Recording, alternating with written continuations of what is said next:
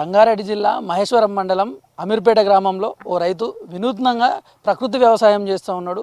10 ఎకరాల్లో దాదాపు 12,000 చెట్లను నాటి సమృద్ధి వ్యవసాయం చేస్తూ అత్యధిక లాభాలు గడిస్తున్నటువంటి పరిస్థితి ఉంది.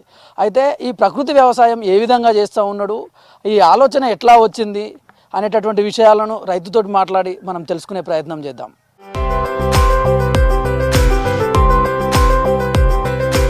చెప్పండి, ఈ ఆలోచన ఎట్లా వచ్చింది? మీ నేపథ్యం ఏంది? అసలు ఈ పంట ఇట్లా ప్రకృతి వ్యవసాయం చేయాలనేటటువంటి ఆలోచన ఎట్లా వచ్చింది మీకు? నేను వ్యవసాయ కుటుంబం నుంచి వచ్చానండి. నా తాతలు ముత్తాతలందరూ వ్యవసాయదారులే. బేసిక్గా చెప్పాను, గ్రామీణ నేపథ్యం నుంచి వచ్చిన వాడిని. నాది యాక్చువల్గా అయితే నేను చదువుకుంది అదంతా గుంటూరు జిల్లా తెనాలి దగ్గర గోవాడ గ్రామం. అక్కడి నుంచి నేను 1979-80కి హైదరాబాద్ వచ్చాను. గచ్చిబౌలిలో ఒక 2.5 ఎకరాల సొంత భూమి, ఒక 4.5 ఎకరాల కౌలు భూమి తీసుకుని 7 ఎకరాలు 8 ఎకరాల్లో వ్యవసాయం మొదలుపెట్టి తర్వాత సైడ్గా ఏదైనా చిన్న బిజినెస్లు చేసుకుంటూ అట్లా చేస్తూ ఉండేవాడిని. ముందు బేసిక్గా ఎకరంలో 2 ఎకరాల పంట తీయాలని ప్లాన్ చేశాను. అంటే high density, ultra high density. అందుకని పెట్టడం ఈ 10 ఎకరాల్లో 5,000 చెట్లు పెట్టానండి. బిగినింగ్లోనే పళ్ళ చెట్లు, అటవీ చెట్లు అన్నీ పెట్టాను. పళ్ళ చెట్లు ఒక 3,000 చెట్ల పళ్ళ చెట్లు పెట్టాను. వాటి మధ్యలో ఏం చేశానంటే ఫస్ట్ 2-3 ఇయర్స్ కూరగాయలు వేసాను, ఆకుకూరలు వేసాను. ఎందుకంటే చెట్లు పెద్దవి కావు, చిన్న మొక్కలుగా ఉంటాయి. ఈ పెరిగిన కొద్దీ 3-4 ఏళ్ళ తర్వాత ఈ చెట్లు పెరిగిన కొద్దీ ఆ కూరగాయలు వేయటం తగ్గిద్ది. ఎందుకంటే నీడ వచ్చేస్తుంది, నీడ వచ్చినాక ఆ కూరగాయలు తగ్గిద్ది. దాంతో ఏంటంటే ఈ చెట్లకి పెంచుకుంటా వీటి మీదే ఒక 5,000 చెట్ల నుంచి నియర్లీ 11-12,000 చెట్లు దాకా పెంచుకెళ్ళా.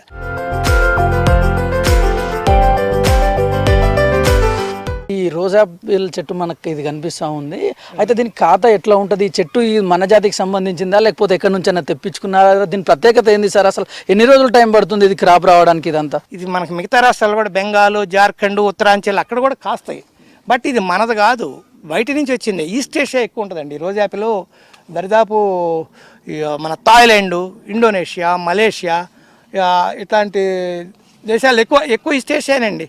తైవాన్ దగ్గర నుంచి అన్ని చైనాలో కూడా ఎక్కువ కనపడుతుంది. ఆ ప్రావిన్సెస్లో కూడా ఎక్కువ కాపు వచ్చిందండి, బాగా వచ్చింది, మంచిదనమాట. ఇది షుగర్ పేషెంట్కి కూడా చాలా మంచి ఫ్రూట్ అండి. యాపిల్లో మన కాశ్మీర్ యాపిల్లో తీపిదనం ఉంటుంది, దీంట్లో అంత తీపిదనం ఉండదు. అవి షుగర్ పేషెంట్లు తినడానికి వీలు పడదు. ఇది షుగర్ పేషెంట్లకు కూడా అద్భుతమైనది. కొద్ది తీపిదనంతో భలే అందంగా భలే రుచి ఉంటుంది. ఇవాళ రేపు నేను చెప్పిన తర్వాత ఈ 12 ఏళ్లలో చాలామంది రైతులు కొన్ని ఒక 10 ఎకరాల రైతు అయితే ఒక 20-30 చెట్లు కూడా వేయటం మొదలుపెట్టారు. అద్భుతమైన చెట్టు అనమాట. ఎందుకంటే చూడండి, ప్రకృతి వ్యవసాయంలో ఎంత కాపు కాస్తుందో చూసారా? అసలు ఆకు ఎంత ఉందో కాపు అంత ఉంది. సో రైతుకి చెప్పాక బహుళ పంటల్లో ఇది ఒక రకమైన ఈ పంట కూడా తీసుకుంటే ఒక ఎక్స్ట్రా ఇన్కమ్ అవుతుంది.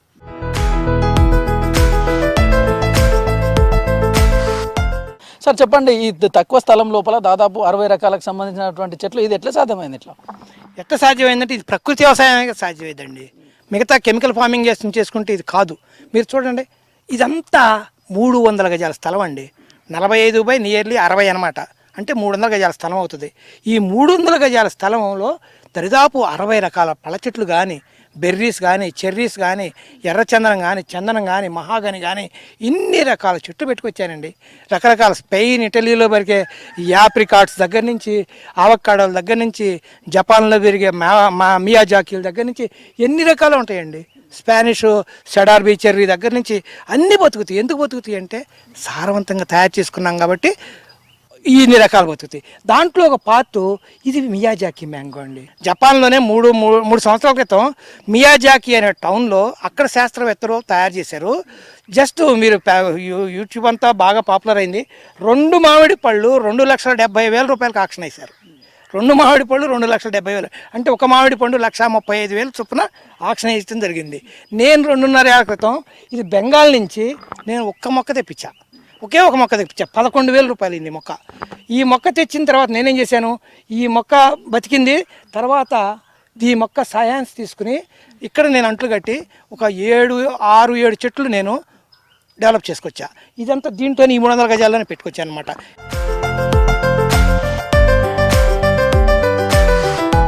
ఇది నల్ల మామిడి. చూడండి ఆకులు ఎట్లా ఉన్నాయో, కాండం కానీ. ఇది నల్ల మామిడి. ఈ నల్ల మామిడి అంటు కట్టాను. ఇది చూస్తే మియాజాకి మ్యాంగో, నల్ల మామిడి పెదరసం చెట్టు మీద అంటు కట్టేశాను, ఒకే చెట్టు మీద. ఈ విధంగా రకరకాలైన ప్రయోగాలు రైతు సోదరులు అందరూ చేయొచ్చు, నేనే కాదు. వస్తే ఇక్కడ చక్కగా గ్రాఫ్టింగ్ ఎలా చేయాలో నేర్చుకుంటే చూడండి, ఇది నల్ల మామిడి అనమాట. జనరల్గా మీకు ఎక్కడ కనపడదు ఈ మామిడి, చాలా కాస్ట్. ఇది కూడా బ్లాక్, పల్ప్ కూడా బ్లాక్ ఉంటుంది. మామూలు అన్ని రకాలుగా మామిడికాయలు కాకుండా నల్లగా మన నేరేడుకాయ రంగులో ఉంటుంది. ఇది పెప్పర్ అండి, పెప్పర్ మన మిరియాలు కూడా మనం అల్లిస్తున్నాం అనమాట. మిరియాల పక్కన ఇది బ్లూబెర్రీ అండి. ఇది బ్లూబెర్రీస్ అన్నీ అటు ఎక్కడో పెరుగుతాయండి. సౌత్ అమెరికన్ కంట్రీస్లో పెరుగుతాయి, లాటిన్ అమెరికన్ కంట్రీస్లో పెరుగుతూ ఉంటాయి బ్లూబెర్రీస్. మనకు తక్కువ, అమెరికాలో కూడా కొన్ని ఏరియా, కాలిఫోర్నియా అటు పెరుగుతాయి. ఇది శంఖపుష్పం అండి. ఇది శంఖపుష్పం తర్వాత ఇది చూడండి, ఇది కర్పూరం. ఈ చెట్టు చూడండి, కర్పూరం ఎంత వాసన వచ్చిందో మీరు పట్టుకోండి. కర్పూరం ఇది మీరు మంచిగా చూడండి, కర్పూరం వాసన అండి. ఇది బ్లాక్బెర్రీస్ కూడా ఉంటాయండి, ఇక్కడెక్కడో వచ్చినాయి. ఇది బ్లాక్బెర్రీస్, ఇది చూడండి, ఇవి బ్లాక్బెర్రీస్. ఈ పండాల కాయ పెద్దది అవ్వాలా, ఇట్లా చిగుర్లు వస్తాయి. చిగుర్లు వచ్చి ఇట్లా పోతా పింద మీద ఉంది.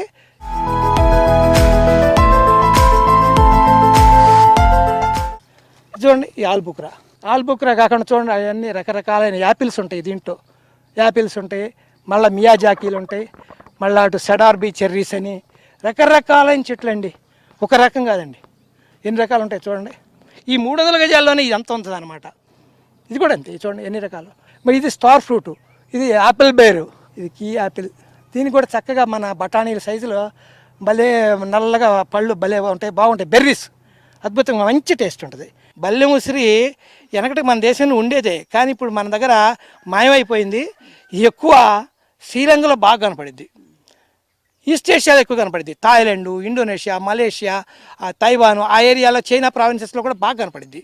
ఇది మన చింతకాయ లాంటిదేనండి, బాగా పులుపు. ఒక 5,000 చెట్లు చందనం పెంచుతారండి. శ్రీగంధం చెట్టు, శాండల్వుడ్ అంటే శ్రీగంధం చెట్టు, ఇది శాండల్వుడ్ అండి. ఇది 9 ఏళ్ల చెట్టు అనమాట. చూడండి, ఇది 9 ఏళ్ల చెట్టు. ఇది దరిదాపు చాలా కాస్ట్లీ అండి, అన్ని చోట్ల బతకదంటారు. ప్రపంచంలో ఇది 6 దేశాల్లో మాత్రమే కనపడిద్ది శ్రీగంధం. చాలా విలువగల చెట్టు, చాలా మనకు పవిత్రమైన చెట్టు కూడా. ఈ రుద్రాక్షలు కూడా నా దగ్గర 10 చెట్లు ఉన్నాయండి. 10 చెట్లు ఉన్నాయి, కాకపోతే అన్ని చిన్న మొక్కలు. 3 చెట్లే కాపు వచ్చినాయి అనమాట. సంవత్సరానికి 4-5 వేలు, 5-6 వేలు కాయ రుద్రాక్షలు వస్తాయి. అది ఒక ప్రాసెసింగ్ అనమాట. ఈ కాయ పండిన తర్వాత నీళ్ళలో వేసి రుద్దేస్తే రుద్రాక్ష వస్తాయి. ఈ రుద్రాక్షని ఇక నేను అంతా దేశం అంతా ఇచ్చేసానండి, అందరికి ఫ్రీగా పనిచేసా. రైతు కూడా రుద్రాక్షలు మనం పండించవచ్చు అని చెప్తున్నాను అనమాట. ఓకే, ఇటు వచ్చేతలకి మనం ఇది ఎర్రచందనం చెట్టు అండి. ఇది ఎర్రచందనం అనమాట. ఇది చూడండి ఎంత బాగుంది ఎర్రచందనం. ఈ ఎర్రచందనం కూడా శ్రీగంధంతో పాటు రైతులు ఎర్రచందనం కూడా పెట్టుకోవాలా.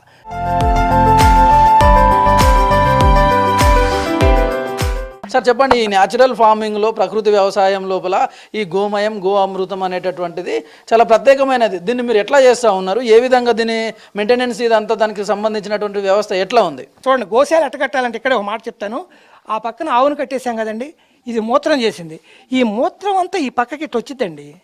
ఇటు వచ్చేసేసి ఈ విధంగా వెళ్ళిపోయి చూడండి, ఇక్కడ మన కాలువ ఉంది. ఈ కాలువ ద్వారా ఇగో ఇక్కడి నుంచి ఇగోనండి హోలు, ఇక్కడి నుంచి ఇట్లా వెళ్ళిపోయి చూడండి, దాంట్లో ఎంత ఉందో మూత్రం. 2000 లీటర్స్ ట్యాంక్ ఇది. ఎప్పుడు చూసినా 1600-1700 పైన ఉంటుందండి. మినిమం 1600 పైన, 2000 దాకా ఉంటుంది. మొన్నే 4 రోజుల నాడు తీసుకెళ్ళి అమృత మిట్టి తయారు చేశాను, ఘనజీవామృతం తయారు చేసుకున్నాను అనమాట. అదంతా మా ఆవు పేడ ఉండే చోటు ఇది. ఇదిగో ఈ విధంగా ట్యాంక్ కట్టుకోవాలండి.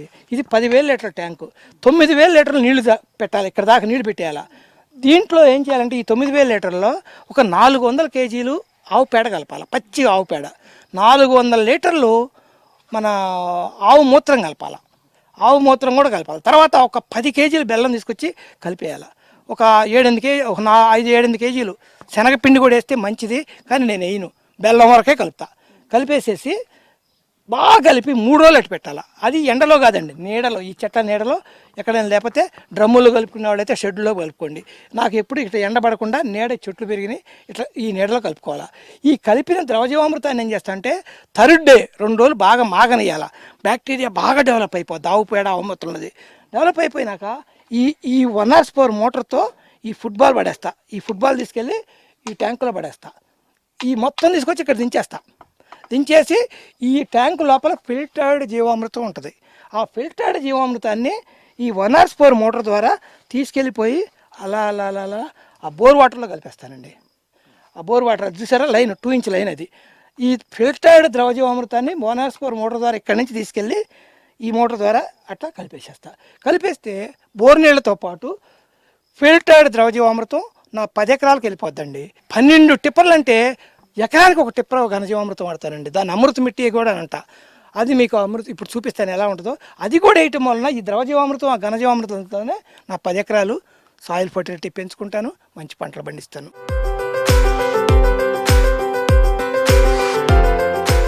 ఈ కాఫీ, కోకో, జాపత్రి ఇట్లాంటివి ఎట్లాంటి ప్రాంతంలో పెంచుతారు? వాటి ప్రాముఖ్యత ఏంది సార్ ఇంతకు? జనరల్గా అయితే అవి మన దగ్గర కాదండి, కేరళ, మలనాడు మీరు చెప్పే పంట అన్నీ అక్కడ పండుతాయండి. మనకు అసలు పండే కాదు. నేను ఈ ప్రకృతి వ్యవసాయంకి వచ్చిన తర్వాత సాయిల్ ఫర్టిలిటీ 2.5-3.5% పెంచిన తర్వాత ఈ కోకో ముందు కోకో వేసాను, తర్వాత కాఫీ వేసాను, జాజికాయ, జాపత్రి, ఒక్క ఐటమ్ మొదలు పెట్టా. ఇది కోకో అండి. ఇది చూడండి అప్పుడే ప్లాంటేషన్ కాయ వచ్చేసింది. మీకు కనపడితే బయట కాఫీ చాక్లెట్ బీన్స్ చాలా కాస్ట్ అనమాట. అవన్నీ బయట నుంచి వచ్చేది, ఇదివరకు శ్రీలంక నుంచి, కేరళ నుంచి వచ్చేది కోకో బీన్స్.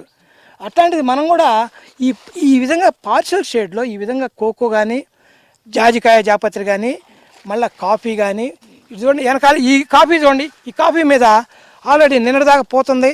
ఇదంతా కాఫీ గింజలు తయారవుతున్నాయండి. ఇదంతా కాఫీ చూడండి అప్పుడే ఇత్తనం ఫామ్ అవుతుంది. ఇది వారం క్రితం జస్ట్ ఇది ఉండేది, ఏది మన పూత ఉండేది, పువ్వు మంచి మల్లె పువ్వులాగా అందంగా ఉండేది. ఇది 14 నెలల నాడు పెట్టిన చెట్టు అండి, కాఫీ చెట్టు. చూడండి అద్భుతంగా పెంద అయిపోయింది. వారం రోజుల పూతల్లా పెంద అయిపోయింది. దీని తర్వాత మీరు చూడండి వెనకాల ఇది ఒక్క చెట్టు అండి. ఈ వెనకాల ఇది ఇది కూడా మలనాడులో ఉండదండి ఎక్కువ. కర్ణాటక అక్కడ మలనాడు కాఫీ వేయరు.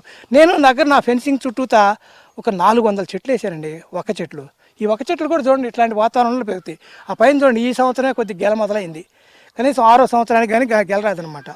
ఒక ముందు అట్మాస్ఫియర్ క్రియేట్ చేసుకుని పళ్ళ తోటలు పెట్టుకుని ఆ చెట్ల మధ్య పార్సల్ షెడ్లో ఈ కాఫీ లాంటి, ఈ కోకో లాంటి, ఈ ఒక్క లాంటివి ఇలాంటివన్నీ జాజికాయ, జాపత్రుల దగ్గర నుంచి ఈ వెనిల్లా బీన్స్ దగ్గర నుంచి మళ్ళీ వీటికి చెట్లకే మనం పెప్పర్ కూడా అంటే మిరియాలు కూడా వెళ్ళొచ్చండి. మిరియాలు అద్భుతమైన క్రాపు. ఇట్లాంటి వాతావరణంలో మిరియాలు కాస్తాయి.